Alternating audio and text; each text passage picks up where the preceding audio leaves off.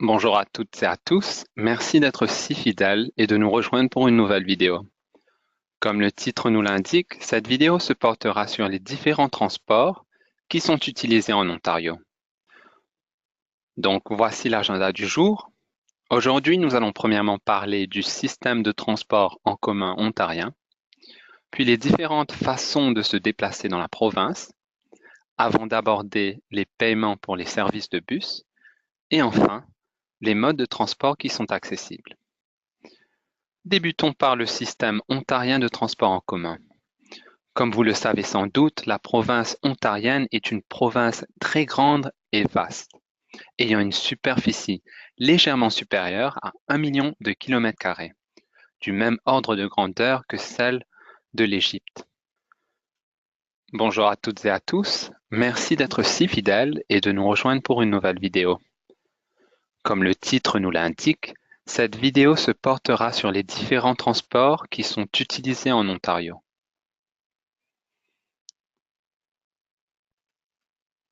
Donc voici l'agenda du jour. Aujourd'hui, nous allons premièrement parler du système de transport en commun ontarien, puis les différentes façons de se déplacer dans la province, avant d'aborder les paiements pour les services de bus, et enfin, les modes de transport qui sont accessibles. Débutons par le système ontarien de transport en commun. Comme vous le savez sans doute, la province ontarienne est une province très grande et vaste, ayant une superficie légèrement supérieure à 1 million de kilomètres carrés, ce qui est du même ordre de grandeur que celle de l'Égypte. Ontario a pour capitale Toronto et la province compte environ 13 millions d'habitants. Elle est composée de très grandes villes et de petits villages où l'on y distingue plusieurs façons de se déplacer, dépendamment du budget, du temps et des besoins.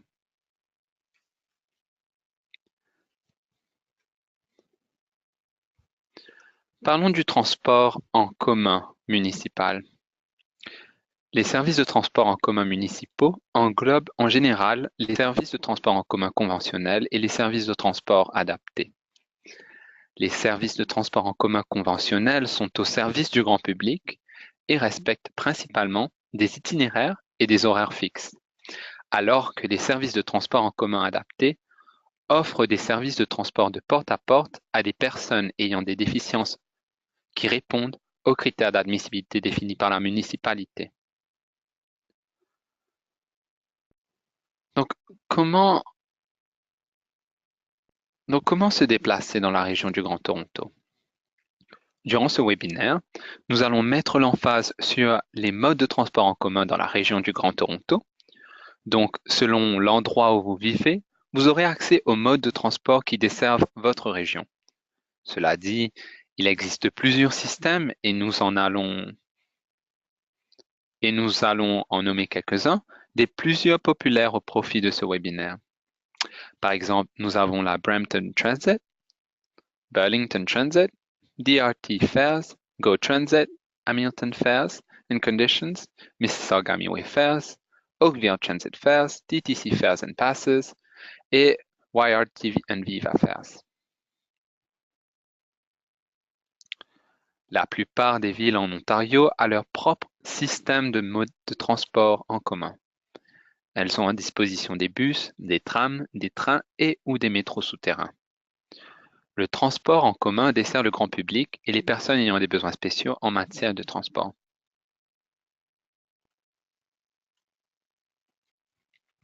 Discutons des voyages par bus. Donc, premièrement, pour monter en bus, il ne suffit pas de crier ou de faire du stop. Il existe des arrêts de bus qui sont des zones plus appropriées pour attendre le bus. Ils sont accompagnés d'un poteau et d'une icône. Et c'est en identifiant ces symboles que les citoyens repèrent les zones d'attente avant d'embarquer. À l'occurrence, et comme vous pouvez le voir dans la première image, à Toronto, le poteau est blanc et rouge. Ça, c'est ce qu'on appelle un billet de transfert. Il sert comme une preuve de paiement lors des éventuels contrôles policiers. Vous pouvez l'obtenir en demandant au contrôleur après avoir payé votre trajet à la billetterie. C'est très important d'en prendre un, quel que soit le mode de transport choisi. Ils peuvent être aussi utilisés si vous changez de moyen de transport au long de votre parcours. Par exemple, si vous passez du métro au bus. Il ne peut pas être utilisé en cas d'escale et comporte des contraintes ou une limite en termes de temps de 2 heures et demie. Il faut le tarif exact pour utiliser les transports en commun en Ontario. Les chauffeurs de bus ou de tram n'emmènent pas sur eux de la monnaie d'échange. Les modes de transport en commun disposent maintenant d'annonces automatiques vocales et visuelles de tous les arrêts des voies, afin de préparer les passagers pour leur départ du train, du tram ou du bus. Quand vous vous déplacez, songez à récupérer la carte des voies de transport en commun. C'est sans doute un des meilleurs moyens pour se repérer en ville. Les cartes sont disponibles à la billetterie de n'importe quelle station, mais également dans certains bus et arrêts de bus. Vous pouvez toujours demander où trouver ces cartes ou poser toutes sortes de questions sur votre trajet aux employés des entreprises de transport public. La plupart des stations de métro ferment entre 1 heure et 2 heures du matin. Il est possible de contacter les compagnies de transport pour savoir plus concernant leurs heures de fermeture. Beaucoup de systèmes de transport en commun offrent des services qui prennent place tout au long de la nuit. Par exemple, à Toronto, la ligne de service nocturne s'appelle la Blue Night. Elle est marquée par un signe différent de couleur bleue, comme vous pouvez le voir dans la troisième image. Les bus opèrent tard dans le soir, après les heures régulières. Et les règles sont différentes à bord du Blue Night, car en effet, les passagers peuvent demander au conducteur de s'arrêter à n'importe quel moment donné, y compris entre 2 arrêts de bus. C'est une mesure pour assurer plus de sécurité pour ceux et celles qui voyagent seuls la nuit. Comment se déplacer en Ontario? Vous avez l'option de choisir quel mode de transport vous convient le plus, que ce soit en bus ou en train. Et les bus sont normalement le mode de transport le plus économique pour les voyages intravilles. Et parfois, c'est la seule façon de se déplacer entre les villes et les villages de petite taille en Ontario. GO Transit est le mode de transport public régional qui dessert les citoyens dans la région du Grand Toronto et dans la région d'Hamilton, avec des routes qui s'étendent jusqu'aux communautés dans la région élargie du Golden Horseshoe. Selon leurs statistiques, ils transporteraient jusqu'à plus de 65 millions de passagers par an. Greyhound Canada est le plus grand fournisseur de services en matière d'autocaristes interurbains au Canada. Sa zone d'opération couvre l'intégralité de la province ontarienne, se rendant jusqu'à presque 1100 différents endroits. C'est devenu même la référence en termes d'autocars parce que Greyhound offre un service qui soit sécuritaire, agréable et économique à plus de 6,5 millions de passagers par an. On compte également Coach Canada, qui opère dans la partie sud de la province, allant de Windsor jusqu'à Montréal. Enfin, Megabus est au service des parties de l'Ontario, du Québec et également des États-Unis. C'est une compagnie offrant un service de bus quotidien et low cost. Sachez qu'il travaille en partenariat avec Coach Canada. Vous pouvez cliquer sur le lien en haut à droite pour en savoir plus concernant les modes de transport en commun en Ontario. Ok, mais qu'en est-il des voies ferroviaires en Ontario? Parmi les compagnies de transport assurant un service par train, on compte Via Rail, une compagnie offrant des trajets pratiques pour toutes et tous vers les villes principales de l'Ontario. Ils ont à leur disposition 73 locomotives, 426 wagons et 121 stations de train connectant 400 communautés à travers le Canada. Ensuite, nous avons la Commission de transport Ontario-Northland, qui est un organisme de la province d'Ontario, fournissant des services de transport efficaces et vitaux dans le nord-est de l'Ontario. Chaque année, ils desservent à peu près 275 000 passagers. La complémentarité des réseaux de transport de Via Rail et Go Transit assure les trajets de train les plus efficaces, nous transportant jusqu'à l'aéroport Pearson et par conséquent, nous donnant accès à toute autre ligne aérienne. Go Transit est le premier système de transport interrégional au Canada et l'unique en Ontario à pouvoir relier les régions suburbaines de Toronto, c'est-à-dire les régions de Halton, Peel, York et Durham.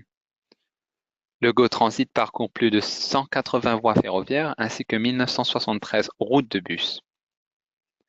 Il connecte aussi chaque système de transport municipal dans les régions du Grand Toronto et d'Hamilton, y compris ceux de la TTC. Les billets de train Via Rail, les Go Transit, peuvent être achetés en une seule transaction avec Via Rail. Leur site est aussi accessible en cliquant sur ce lien. Concernant les frais, il est requis que les passagers de n'importe quel mode de transport public aient l'exacte somme requise avant de monter à bord. Afin d'assurer d'avoir l'intégralité du montant requis à n'importe quel moment, il existe la carte Presto, qui est un système de paiement électronique qui élimine les billets, les jetons, les laissez-passer et même l'argent liquide. Presto fonctionne pour les transports locaux dans la région du Grand Toronto, de Hamilton et d'Ottawa, rendant vos paiements de trajets simples, pratiques et sécuritaires. Plus concrètement, comme vous pouvez le voir sur la photo, Presto, c'est une carte verte qui utilise la technologie de carte à puce tout en stockant des fonds sur un compte sécuritaire qui n'est qu'à vous. Vous pouvez vous en servir en utilisant le mode de transport public qui vous convient le plus sans difficulté. En effet, la carte tarifaire unique Presto permet entre autres aux clients de se déplacer sans interruption dans différents systèmes de transport en commun en présentant leur carte aux gares et dans les autobus. Il est bon à savoir que les appareils Presto sont situés dans les stations, les bus ainsi que les trams, généralement à côté du contrôleur ou du chauffeur. Lorsque vous placerez la carte sur la machine Presto, l'appareil émettra un bip sonore et si vous voyez une petite lumière verte, c'est que votre paiement a bien été enregistré. Au cas contraire, si vous n'avez pas suffisamment de fonds sur votre carte, vous entendrez 2 bips sonores et une lumière rouge apparaîtra.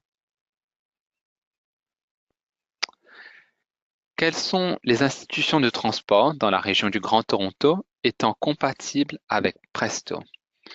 Pour en savoir plus, cliquez sur ce lien. Sinon, si vous êtes branché carte abonnement mensuel, sachez qu'il existe différents plans pour les passagers. Les cartes d'abonnement mensuel ou hebdomadaire sont en vente aux billetteries dans les stations. Notre système de transport offre des plans de réduction aux personnes âgées et ces derniers peuvent prouver leur statut en montrant leur carte de transport pour seniors. Ils disposent aussi d'un plan de transport spécifique aux vétérans de guerre. En matière d'accessibilité, les individus qui ont un handicap n'ont nul besoin de se préoccuper, car les systèmes de transport en commun sont dans l'obligation de vous accommoder. Il y a des rampes et des ascenseurs à disposition pour ceux et celles éprouvant le besoin, ainsi que des appuis. À bord de certains modes de transport en commun, 2 zones pour chaises roulantes et des zones pour véhiculer en scooter sont disponibles. Afin d'augmenter la visibilité des personnes handicapées, le symbole international bleu en forme de chaise roulante est affiché sur tous les transports. Dépendamment d'où vous vivez, le système de transport local pourrait avoir de l'assistance de transport pour ceux et celles ayant des besoins spéciaux. Ce service a un nom différent pour chaque région, comme par exemple WorldTrans à Toronto ou Mobility Plus dans la région de York. WorldTrans est une compagnie de transport spécialisée pour desservir toute personne ayant un handicap physique à Toronto. Il est administré par la TTC et c'est un service de porte-à-porte rendant le transport en commun plus accessible pour les handicapés et du coup dispose de minibus ou de taxis contractuels. Avec ce système, vous pouvez décider où et quand est-ce qu'on vous récupère exactement. Pour être éligible au programme, les participants doivent se rendre à une entrevue en personne. En réservant votre abonnement, c'est à cette étape que la compagnie saura où vous récupérer au moment et à l'endroit convenu, selon l'horaire régulier. C'est un service très important si vous avez besoin de vous rendre en cours ou au travail, par exemple. Il existe d'autres services de transport, comme par exemple le transport scolaire. Les commissions scolaires locales organisent normalement des transports pour que vos enfants puissent se rendre à l'école. Il y a aussi des services de transport social.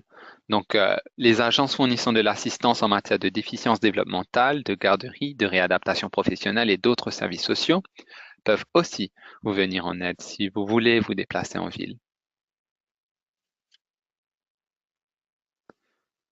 Comme nous l'avons mentionné, la plupart des villes ontariennes ont leurs propres moyens de transport local. Cela dit, le reste de la population choisit généralement leurs propres moyens de transport, dépendamment du budget, du temps et des besoins. Donc, les autres transports, donc il existe d'autres modes de transport, comme par exemple le taxi, l'application Uber, la bicyclette ou le covoiturage. Concernant les services de covoiturage, euh, les services de covoiturage sont disponibles dans les grandes villes telles que Toronto, Ottawa, London ou Hamilton. Les membres utilisateurs du service peuvent réserver un véhicule en ligne. Ensuite, ils utilisent leur carte d'abonnement pour déverrouiller la voiture à l'heure convenue.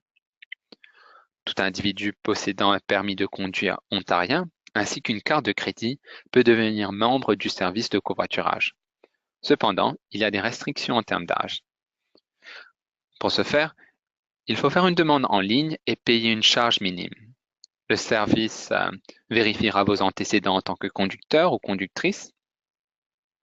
Et sachez que parmi les nombreuses compagnies de covoiturage, nous comptons Zipcar, Enterprise, CarShare, Car2Go et bien évidemment la communauté CarShare.